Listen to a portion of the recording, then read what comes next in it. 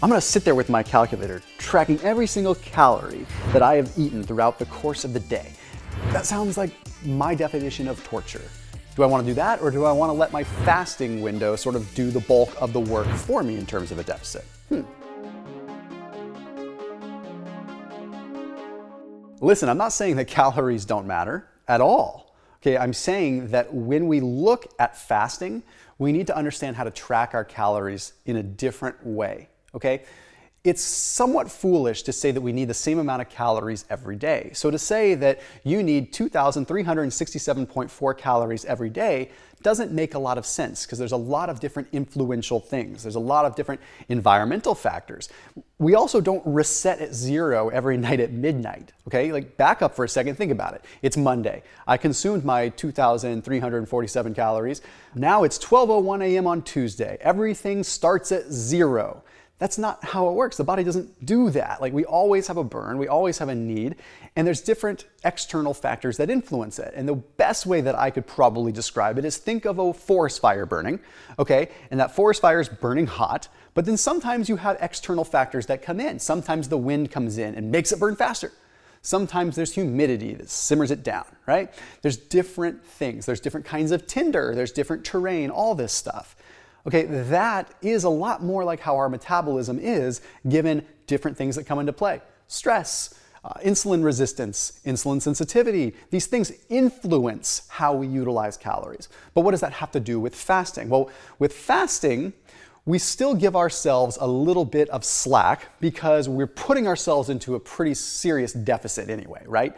Now, we have powerful things that happen during a fasting period. In fact, there's some evidence that demonstrates that our metabolism actually increases during a fast due to sort of the stress response or the catecholamine response. Okay, we actually have an increase in our caloric need during a fast, but it all depends on the length. But additionally, we need to look at how many calories we're actually taking in during our eating window. It's probably less.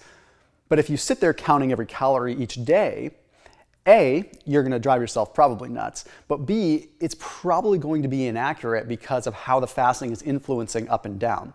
So what I recommend you do is step back and take a bigger picture. Look at your calories over the course of a week, okay?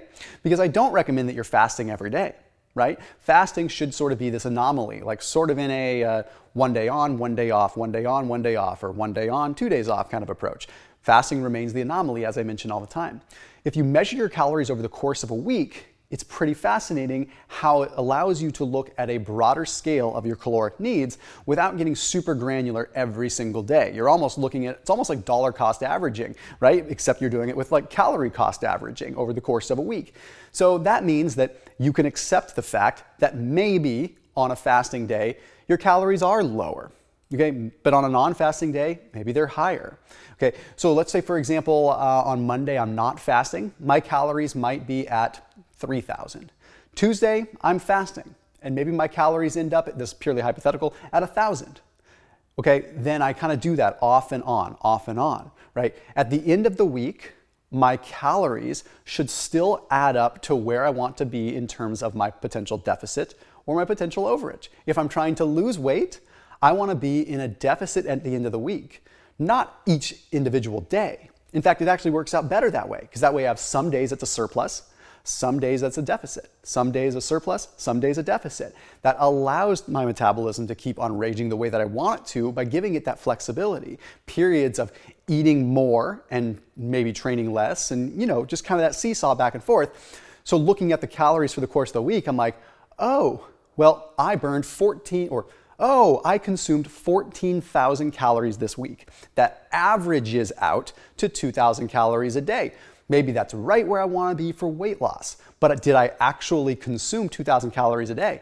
No. Some days I consumed 2. Heck, maybe some days I consumed 4. Maybe some days I consumed 1. It's all over the map, but I'm looking at the average over the course of a week. Now, what you eat during your eating period is obviously very important. I talk about that a lot. If you're doing more aggressive fasting and less calories, you usually want to take more consideration into like protein and things like that, which I know a lot of people that are into fasting are also into collagen protein. I will say today's video sponsor is Perfect Keto.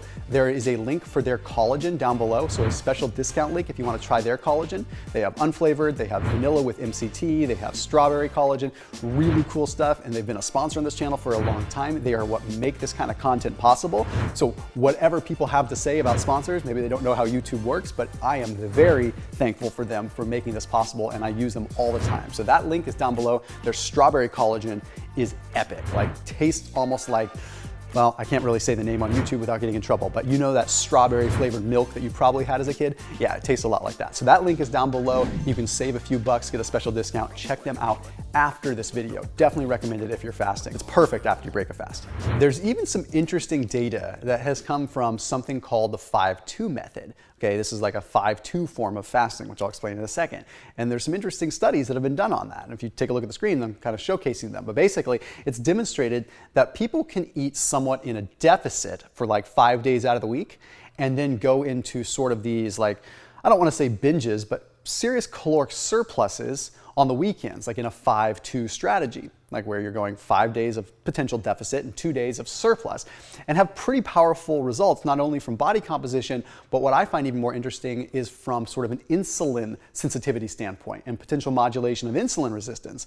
So that's the thing that comes into play is, okay, if you say, I'm just gonna look at the total calories over the course of the week, well, what if that means like I'm eating 1,000 calories for 5 days and then eating 5,000 calories for 2 days? Well, not necessarily that extreme, but hypothetically, like that may even be somewhat okay. It's probably not, but the point is like when you look at the data from the 5-2 studies, there were actually improvements in insulin resistance with that. So it's definitely something that we pay attention to. Now, the other interesting thing is there was some research out of USC with Dr. Walter Longo. He talks about fasting mimicking. Now, I'm going to say, full disclaimer, this was a rodent study, a rodent model study, so it doesn't directly translate the same. Some will extrapolate data from it and say that it does, but this is an evidence-based channel, and we try to look at human clinicals whenever we can and just use rodent data as just that data. But it demonstrated that when they would go on a period of like eating really poor food, okay, in a caloric surplus for even relatively extended periods of time, and then have a period of time where they were eating fasting mimicking foods, like things that elicit similar responses to fasting, like very low insulin, very low IGF response, things like that, essentially fasting but with food, for lack of a better term, they found that it mitigated a lot of the negative aspects of a bad diet. They were able to counteract the bad diet with just a couple days or X amount of time of fasting mimicking, okay? So it's really interesting. Again, I'm not saying that fasting is going to absolve you of your duties to eat a good diet, but you have a little bit more flexibility when you can factor that in. And the only reason that I mentioned the insulin resistance piece is that's the one big argument that one could have. Be like, okay, if we forget about all else and we focus on how many calories over the course of the week, then we're paying attention to just that. That leaves us open to a lot of issues with eating bad foods that are going to spike our glucose high and this and that. Not saying you should do that, but there's potential mitigation that could occur if we are implementing fasting strategies. Hypothetically, of course, because I'm not a doctor, I'm some dude on the internet. But to make matters very simple, it's just an easy way to look at your calories. Because I don't want you to be that person that has to sit there tracking your calories, entering everything into MyFitnessPal. When you can get rough estimates or just get a general idea and look at it over the course of the week, it'll make your life a lot easier, especially when you're traveling and you're a busy person. So as always, keep it locked in here on my channel. I'll see you tomorrow.